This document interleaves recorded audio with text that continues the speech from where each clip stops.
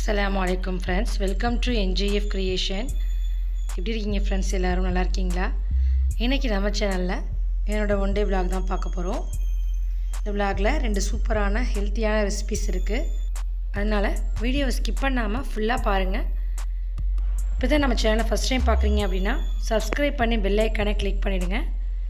இப்போ வாங்க நம்ம வீடியோக்குள்ள போலாம். காலையில் எப்போதுமே பார்த்தீங்கன்னா பிள்ளைங்கள்லாம் ஸ்கூல் போன பிறகு ஹஸ்பண்ட் மாமனார் ரெண்டுமே கடைக்கெலாம் போனதுக்கப்புறமா நான் ஃபஸ்ட்டு க்ளீனிங் ஒர்க் தான் ஸ்டார்ட் பண்ணுவேன். ஏன்னா வந்து அவங்க ஸ்கூல் கிளம்பும்போது அப்படியே போட்டு கிளம்பிடுவாங்க. எவ்வளோ அலங்கோலமாக இருந்துச்சு பார்த்தீங்களா அந்த பெட்ஷீட்டு. அது எல்லாமே நீட் பண்ணிவிட்டு அதை க்ளீன் பண்ணி அந்த இடத்துல வச்சுட்டு அதுக்கப்புறமா தான் கிச்சனுக்கே போவேன்.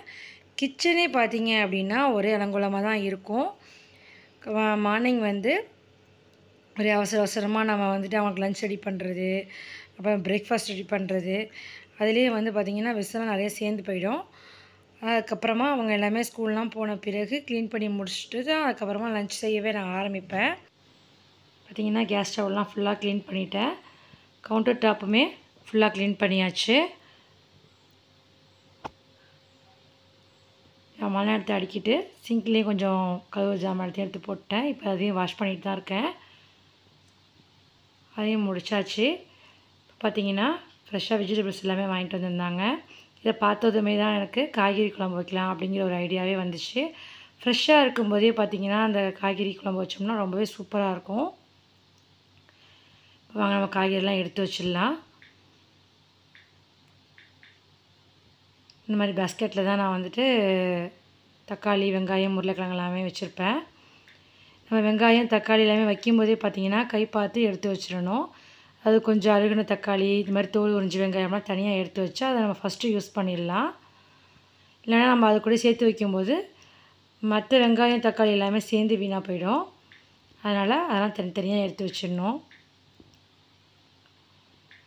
தக்காளியுமே பார்த்திங்கன்னா ஃப்ரிட்ஜிலலாம் வைக்கக்கூடாது, வெளியில் தான் வைக்கணும். பார்த்திங்கன்னா தக்காளியாக இருக்கட்டும், அதுக்கப்புறமா வெங்காயம், உருளைக்கிழங்கு எல்லாமே பார்த்திங்கன்னா எனக்கு இந்த மாதிரி பாஸ்கெட்டில் வைக்க தான் பிடிக்கும். ஓப்பனில் இருக்கிற பாஸ்கெட்டில் வைக்கிறதுக்கு எனக்கு அவ்வளோதுக்கு விருப்பம் இல்லை. அதனால் இந்த மாதிரி பாஸ்கெட்டில் தான் நான் போட்டு வச்சுருக்கேன். இதில் பார்த்திங்கன்னா வெங்காயம், இதில் உருளைக்கிழங்கு, அது தக்காளியை போட்டு வச்சுருக்கேன். அதுக்கு கீழே வந்து பார்த்திங்கன்னா ஒரு ப்ரௌன் கலரில் ஒரு பாஸ்கெட் இருக்குது பார்த்திங்களா, அதுலேயும் வந்துட்டு பூண்டு, நாட்டு பூண்டுலாம் போட்டு வச்சுருக்கேன். அதையுமே எல்லாமே கரெக்டாக அடுக்கி வச்சாச்சு. இந்த மாதிரி நம்ம அப்பப்போ அடிக்கிட்டோன்னு சொன்னால் பார்க்கவும் நீட்டாக இருக்கும். நமக்கு சில வேலைகளும் மிச்சமாக இருக்க மாதிரி இருக்கும். அதுக்கப்புறம் பார்த்திங்கன்னா வாஷிங் மிஷினில் துணி கொஞ்சம் போட வேண்டியது இருந்துச்சு, அதையும் போட்டு விட்டுட்டேன். இப்போ அடுத்தது என்னென்னு பார்த்திங்கன்னா வீடு கூட்டணும். வீடெலாம் கூட்டி க்ளீன் பண்ணி முடிச்சுட்டு நம்ம லஞ்சு செய்ய ஆரம்பிச்சிடலாம்.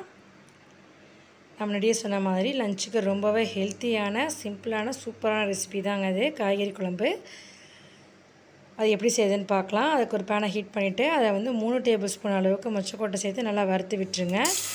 நல்லா வறுபட்ட உடனே இந்த மாதிரி தண்ணி சேர்த்து நல்லா வேக வச்சுக்கலாம். இந்த தண்ணி கொதிச்சிட்டு இருக்கும்போது பார்த்திங்கன்னா கொத்தவரங்காவை காம்பையும் முகப்பையும் கிள்ளிட்டு சேர்த்து அதையும் வேக விட்டுருங்க. ஒரு பக்கம் ரைஸ் கொதிச்சிட்ருக்கு, ஒரு பக்கம் வந்து இந்த கொத்தவரங்காய் நல்லா வெந்துக்கிட்டுருக்கு. இது வேகட்டும். இப்போ என்னென்ன காய்கறி சேர்க்கலாம் அப்படின்னு நம்ம பார்க்கலாம். காய்கறி குழம்புக்கு 2 உருளைக்கிழங்கு எடுத்திருக்கேன், ஒரு முள்ளங்கி, ஒரு வாழைக்காய், கொஞ்சம் அவரைக்காய் எடுத்திருக்கேன், அப்புறம் கொஞ்சம் வெண்டைக்காய் எடுத்திருக்கேன், பாதி மாங்காய் எடுத்திருக்கேன், அப்புறம் கத்திரிக்காய் ஒரு 6-7 கத்திரிக்காய் எடுத்திருக்கேன், அப்புறம் ஒரு முருங்கைக்காய் எடுத்து வச்சுருக்கேன். அப்புறம் காய்கறி குழம்புக்கு தேவையான அளவுக்கு நம்ம புளி ஊற போட்டுக்கலாம். இந்த சைஸில் புளி எடுத்து ஊற வச்சுக்கோங்க. பார்த்திங்கன்னா வாரத்தில் ஒரு நாளாவது இந்த மாதிரி எல்லா காய்கறியுமே சேர்த்து சமைச்சு சாப்பிட்ணுங்க. ஒரு காய்கறிலையுமே நமக்கு ஒவ்வொரு சத்துக்கள் இருக்குதுங்க. இப்போ முள்ளங்கி எடுத்துக்கிட்டிங்கன்னு சொன்னால் தண்ணி சத்து அதிகமாக இருக்கிறதுனால, நீர் சத்து அதிகமாக இருக்கிறதுனால மலச்சிக்கலை நீக்குங்க.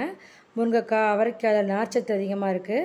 அது மட்டும் இல்லாமல் கால்சியம் சத்து இருக்கிறதுனால எலும்புகளுக்குமே ரொம்பவே நல்லது. வெண்டைக்காவை எடுத்துக்கிட்டிங்கன்னு சொன்னால் ஞாபக சக்தி எல்லாமே அதிகமாக்கும்.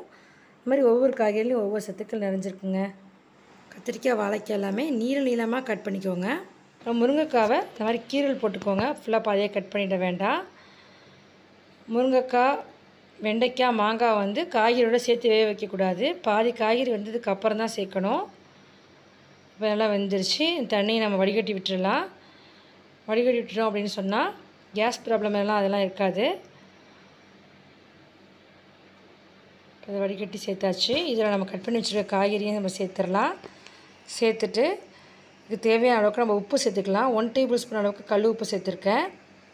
மஞ்சள் தூள் 1/2 டீஸ்பூன், மல்லித்தூள் 2 டேபிள் ஸ்பூன், மிளகுத்தூள் 1/2 டீஸ்பூன், ஜீரகத்தூள் 1 டீஸ்பூன் சேர்த்துட்டு காய்கறி வேகிற அளவுக்கு இதில் தண்ணி சேர்த்துக்கலாம். இப்போ பழமாக ஒரு தக்காளி கட் பண்ணி சேர்த்துக்கலாம். நல்லா பழமான தக்காளியாக எடுத்துக்கோங்க. சேர்த்துட்டு மூடி போட்டு நல்லா நம்ம வேக வச்சுக்கலாம்.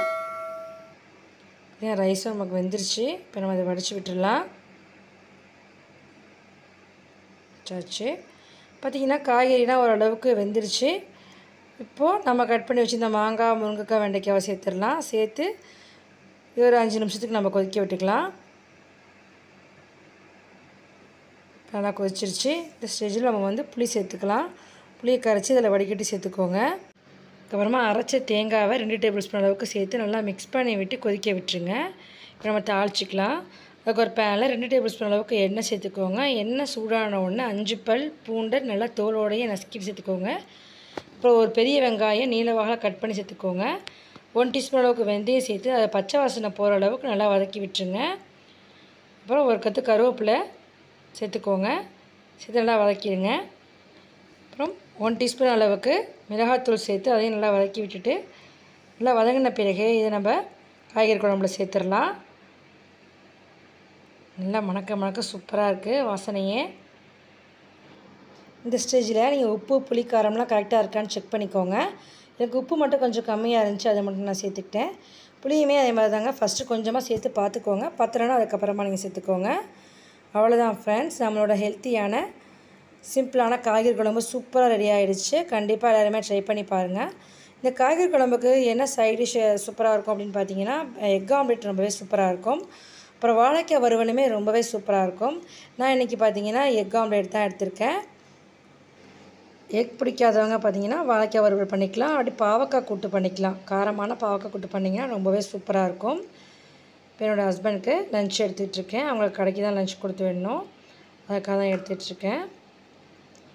அவங்களுக்கும் எக் ஆம்லெட் ரெடி ஆகிடுச்சு. அவங்களுக்கு கொடுத்துட்டு நாங்களும் சூப்பராக லன்ச் சாப்பிட்டாச்சு. நல்லா சூடான காய்கறி குழம்போடு சேர்த்து ஒரு எக் ஆம்லெட் போட்டு நல்லா சூப்பராக சாப்பிட்டாச்சு. கண்டிப்பாக ட்ரை பண்ணி பாருங்கள் ஃப்ரெண்ட்ஸ். ரொம்பவே சிம்பிளான ரெசிபி, ஹெல்த்தியான ரெசிபி. ட்ரை பண்ணி பார்த்துட்டு எனக்கு எப்படி இருந்துச்சுன்னு சொல்லுங்கள். அதுக்கப்புறம் லன்ச்லாம் முடிச்சுட்டு காஞ்ச துணி எல்லாமே எடுத்துகிட்டு வாஷிங் மிஷினில் போட்டிருந்த துணி எல்லாமே முடிஞ்சிருச்சு. அதையும் எல்லாமே காய போட்டாச்சு. அதுக்கப்புறம் கொஞ்சம் நேரம் ரெஸ்ட் எடுத்துகிட்டு பிள்ளைங்களுக்கு ஈவினிங் ஸ்நாக்ஸ் பண்ண ஆரம்பிச்சிட்டேன். ஈவினிங் ஸ்நாக்ஸுமே பார்த்திங்கன்னா ரொம்பவே ஹெல்த்தியான ரெசிபி, சத்து மாவு புட்டு. இது பார்த்திங்கன்னா நம்மளுக்கு கவர்மெண்ட்டில் கொடுக்குற அங்கன்வாடி சத்து மாவு தாங்க எடுத்திருக்கேன். நீங்கள் வேணால் கடை மாவுலையும் ட்ரை பண்ணலாம், அதுவுமே ரொம்ப நல்லாயிருக்கும். சத்து மாவு பார்த்திங்கன்னா 2 கப் அளவுக்கு நான் எடுத்திருக்கேன். இப்போ இதில் ஒரு 1/4 டீஸ்பூன் அளவுக்கு உப்பு சேர்த்துக்கலாம். ரொம்ப சேர்த்துட வேண்டாம், அது கொஞ்சம் இனிப்புத்தன்மையோடு தான் இருக்கும். அதை கொஞ்சம் சுள்ளு எடுத்து காட்டுங்கிறதுக்காக தான் கொஞ்சமாக உப்பு சேர்த்துருக்கேன். இப்போ பார்த்திங்கன்னா இதுக்கு நம்ம தண்ணி கொதிக்க வச்சுக்கலாங்க. நம்ம சாதாரண தண்ணி சேர்க்குறதை விட இந்த மாதிரி ஹாட் வாட்டர் சேர்த்து நம்ம புட்டு செய்யும்போது புட்டு ரொம்பவே சாஃப்டாக இருக்கும், சாப்பிட்றதுக்குமே ரொம்ப நல்லாயிருக்கும். ஹாட் வாட்டர் பார்த்திங்கன்னா எனக்கு ஒரு 3/4 டம்ளர் அளவுக்கு தாங்க தேவைப்பட்டுச்சு. அதுவே போதுமானதாக இருந்துச்சு. அதையுமே கொஞ்சம் கொஞ்சமாக சேர்த்து நல்லா மிக்ஸ் பண்ணி விட்டுக்கலாம். நீங்கள் கையால் பிடிச்சி பார்த்தீங்கன்னா பிடிக்க வரணும், அந்த மாதிரி நல்லா மிக்ஸ் பண்ணி விட்டுருங்க. இந்த சத்து மாவு பார்த்திங்கன்னா கவர்மெண்ட்லேருந்து ஃப்ரீயாக தாங்க கொடுக்குறாங்க. ப்ரெக்னெண்ட்டாக இருக்கிற லேடிஸுக்கு, அதுக்கப்புறமா கை குழந்தைங்க இருக்கிறவங்களுக்குலாம் வந்து பார்த்திங்கன்னா ஃப்ரீயாக இந்த சத்து மாவு கொடுக்குறாங்க. இது வந்து பார்த்திங்கன்னா என் அண்ணன் பையனுக்கு கொடுத்தது தான் இது. எங்கள் அம்மா வந்து என் குழந்தைங்களுக்கு செஞ்சு கொடு அப்படின்னு சொல்லிட்டு கொடுத்துக்கிட்டாங்க. இதில் புட்டு மட்டும் இல்லைங்க, இதில் கஞ்சி செய்யலாம், தோசை செய்யலாம், ரொம்பவே நல்லாயிருக்கும். இந்த மாதிரி நல்லா கையால் கட்டி இல்லாமல் நல்லா உதிர்த்தி விட்டுக்கோங்க.